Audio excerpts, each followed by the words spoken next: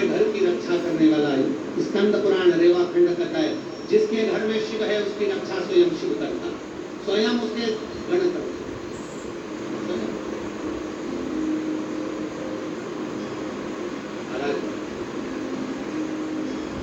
सोबरी ऋषि सिर पर लिए हैं शंकर भगवान का पार्थिव शरीर। मनोमयी घर के दरवाजे पर खड़ी थी, अपने पति शंकर को लेकर जा रहे थे तो प्रणाम।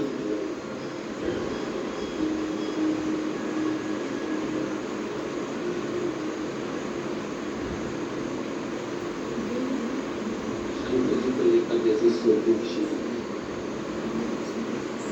मनोमयी घर के अंदर क्रोंच गंधर्व आ गए। अच्छी जगह पर रहने वाले की भी बुद्धि फिर जाती है कभी कभी, बहुत ऊंचे ऊंचे पद पर बैठने वाले की भी बुद्धि फिर जाती है कभी कभी। अच्छा नहीं देखा जाता, श्रेष्ठ नहीं देखा जाता, अच्छी चीज नहीं देखी जाती, बहुत बुद्धि। और क्रोंच गंधर्व मनोमयी की सुंदरता देखी,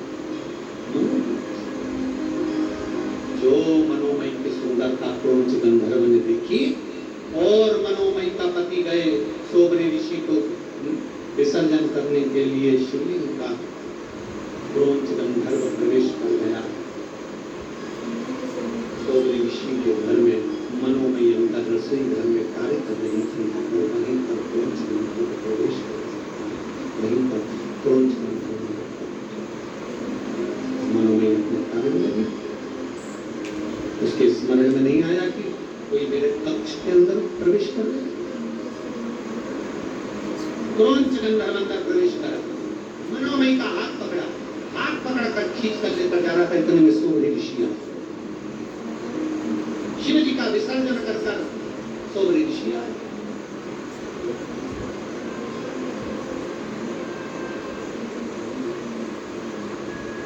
और सोबरी ऋषि जैसे ही विसर्जन कर आए, आकर जो देखा तो हाथ का पात्र सोबरी ऋषि का नीचे गिर गया।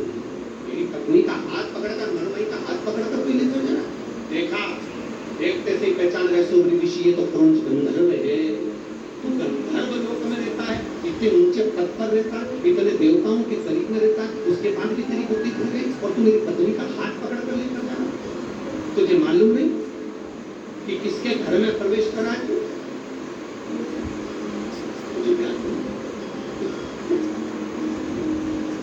कहां तू प्रवेश कर गया? क्रोंच गंधर्व को देखा, क्रोंच गंधर्व ने मनोमयी का हाथ छोड़ दिया।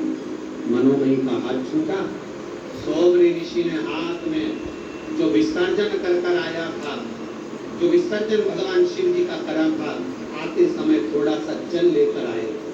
एक नियम में आप लोगों के यहाँ पर है कि नहीं मैं नहीं मालूम, पर ऐसा नियम है कि गणेश जी विसर्जन करने जाओ, चाहे देवी जी विसर्जन करने जाओ, चाहे पार्थिव शिवलिंग का विसर्जन करने जाओ, तो जिस तालाब में, कुंड में, सरोवर में, जल में हम विसर्जन करते हैं, वहाँ विसर्जन करने के बाद थोड़ा सा जल उस पात्र में, जो पात्र होता है, थाली हो, बर्तन हो, भांडा हो, जो भी, उसमें थोड़ा सा जल लेता है, तो जल को लाकर अपने घर के अंदर क्यों? और ये बात हमने कथा में भी कई बार कही कि